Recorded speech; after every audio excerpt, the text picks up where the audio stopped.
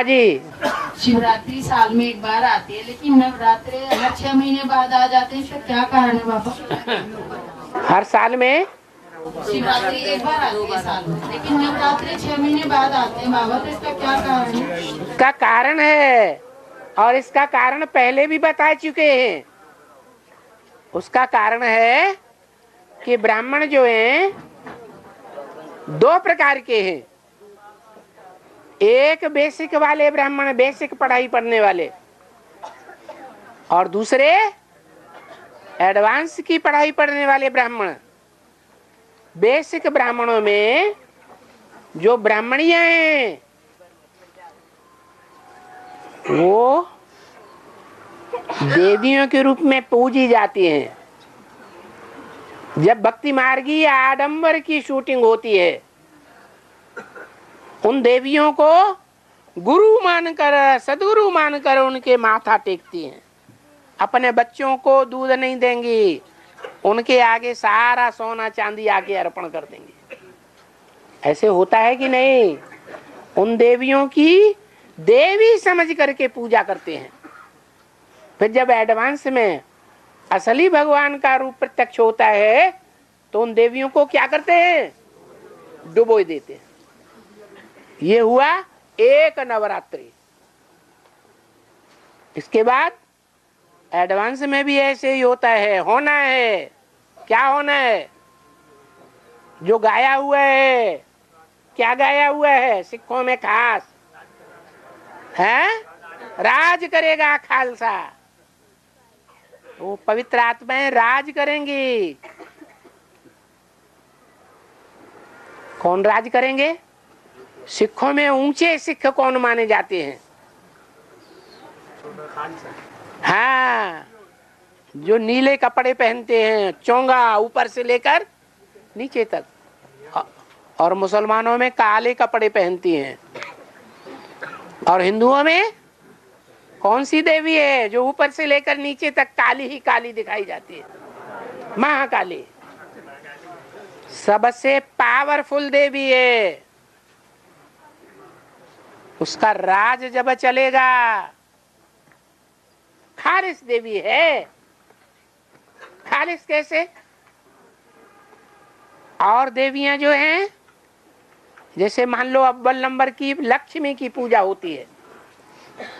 लक्ष्मी पवित्र आश्रम के जीवन में जीवन जीती है या गृहस्थियों के कीचड़ के जीवन में जीवन जीती है?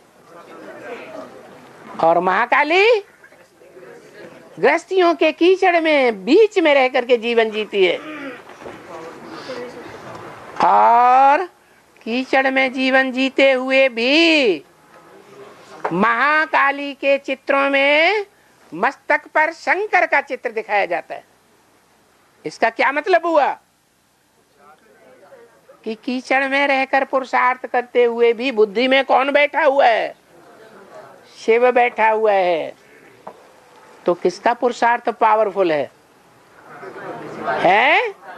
महाकाली का पुरुषार्थ पावरफुल है। और जिसका पुरुषार्थ पावरफुल है पवित्रता के लिए, क्योंकि मनुष्य है तो मानसिक पवित्रता ऊंची गिनी जाएगी या शरीर की पवित्रता ऊंची गिनी जाएगी? मनुष्य है तो मानसिक पवित्रता पहले गिनी जाएगी। तो महाकाली की मानसिक पवित्रता होने के कारण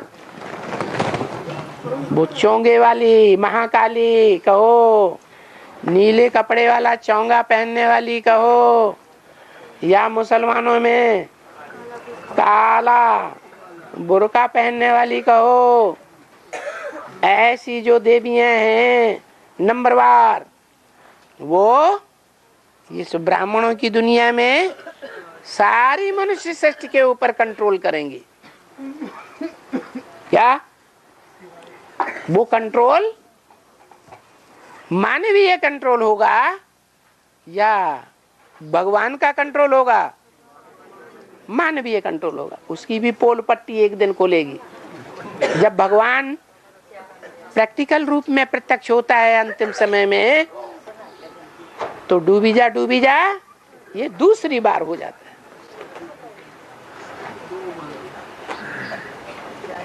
तो 2 बार प्रत्यक्षता होती है देवियों की। भगवान तो एक ही बार प्रत्यक्ष होगा अंत समय में।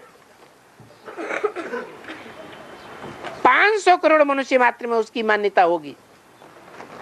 सब उसे मानेंगे, जानेंगे, पहचानेंगे और पहचान करके परमधाम वो आत्माएं ये नश्वर शरीर को त्याग करके वापस जाएंगे।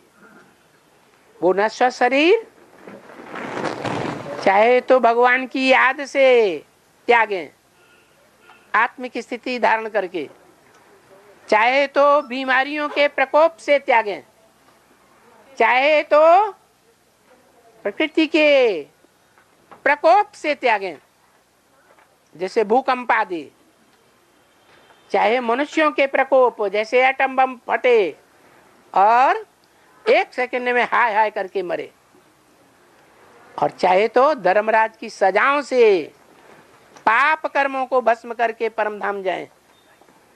सब मनुष्य आत्माओं को पवित्र बन करके परमधाम जाना जरूर पड़ेगा। फिर अपने अपने टाइम पर उतरेंगी। जो श्रेष्ठ आत्माएं होंगी वो पहले सतयुग में आएंगी, सात्विक आत्माएं होंगी वो त्रेता में आएंगी, रजो प्रधान आत्माएं ढेर की ढेर होंगी वो द्वापर में उतरेंगी। संख्या बढ़ती जाएगी दुनिया में। और तमो प्रधान आत्माएं जिनकी संख्या बहुत ही ज्यादा होती है वो कलयुग के अंत में आती हैं और सबको दुख देती हैं। पुरानों को भी दुख के प्रभाव में ले लेती है। तामसी हैं और दूसरों को भी संग के रंग से तामसी बनाती है। और